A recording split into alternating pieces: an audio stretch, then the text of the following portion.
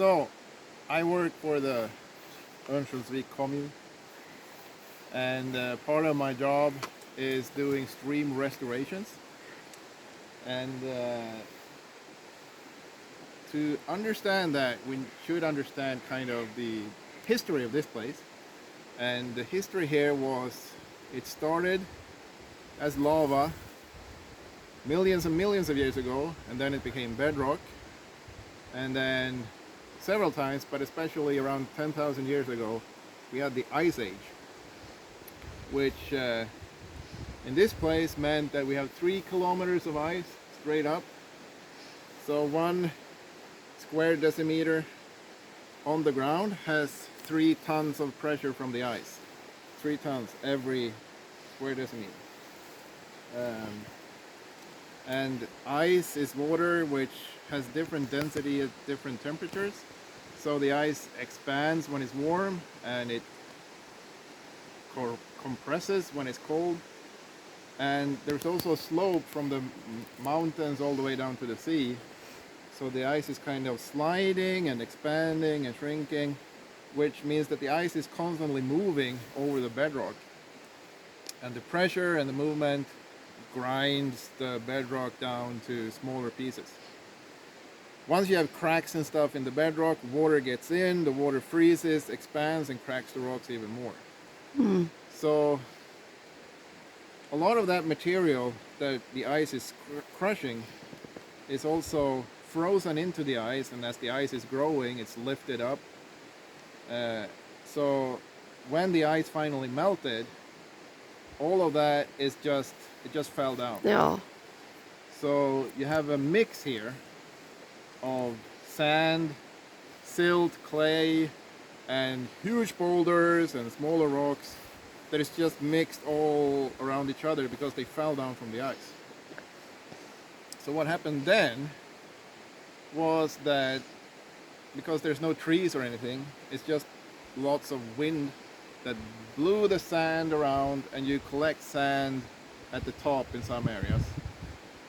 So around here in the slopes it's very sandy terrain because the wind blew all the sand and it collected in like sand dunes, kind of like a desert. But in some places like here, you had water that flushed through.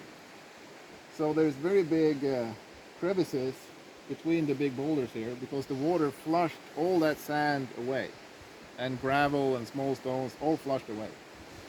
So this area used to be the river that flowed through these cracks, which had a very important function ecologically, because you had freshwater pearl mussels that can hide in these crevices. You also have lots of fish and frogs and whatever that can live there, safe from predatory animals like birds who would come and try to eat them. The other important function of this area was that when the water comes through here and has to go through all these crevices, the water velocity breaks up, and there's a lemming right there. Can you get it on camera? Ja. Oh, no, it's already disappeared. There's a lemming that just ran through the brush. Anyway, the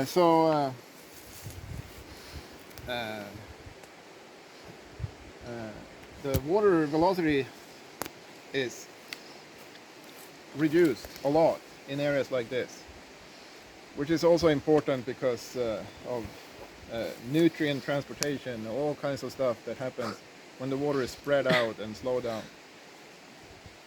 Now, humans came and said, oh, we want to cut down all the forest around here, and how can we get that to the coast so we can use it to build houses or sell it to other countries?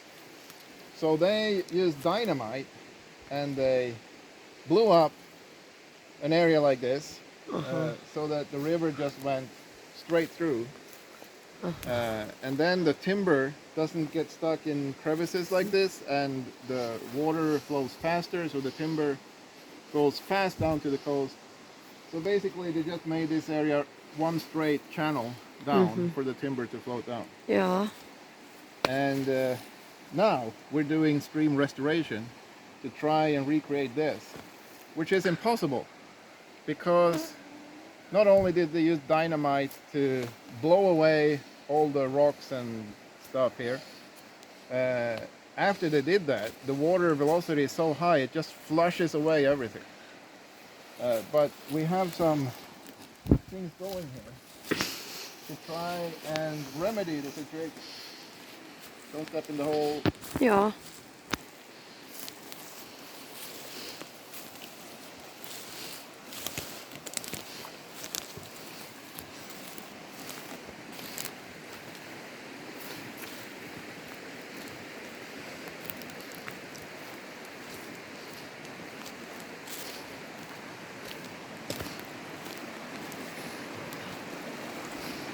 Yeah. If you come all the way here with the camera, as you can see over there.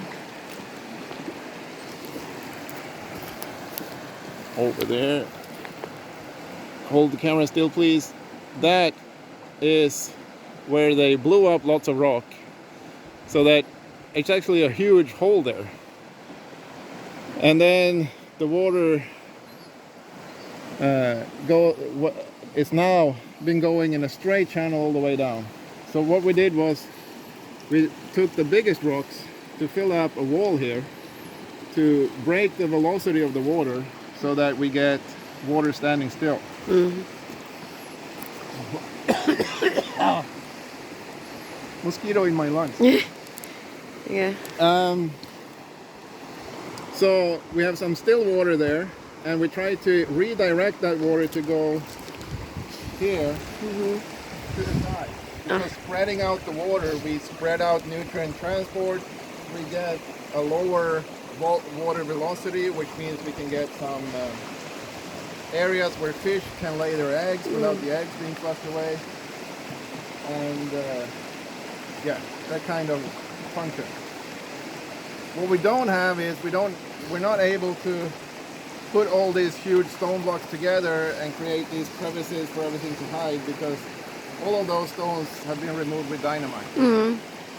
You would have to take them here from other areas or something, but Ja.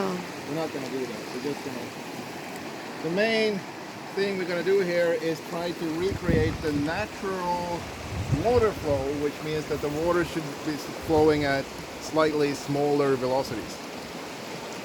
And you could do that like you work in a park in a city. You create everything according to a design, you make blueprints and everything, but we want this to be natural. So what I did was I just placed the main structures here that's going to redirect the water in a good way, and then the spring flood comes, and the spring flood takes care of sorting the material, putting the smaller stones where they would naturally be placed.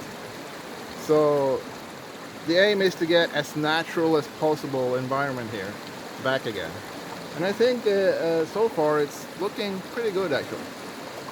We have a bit of work left to do.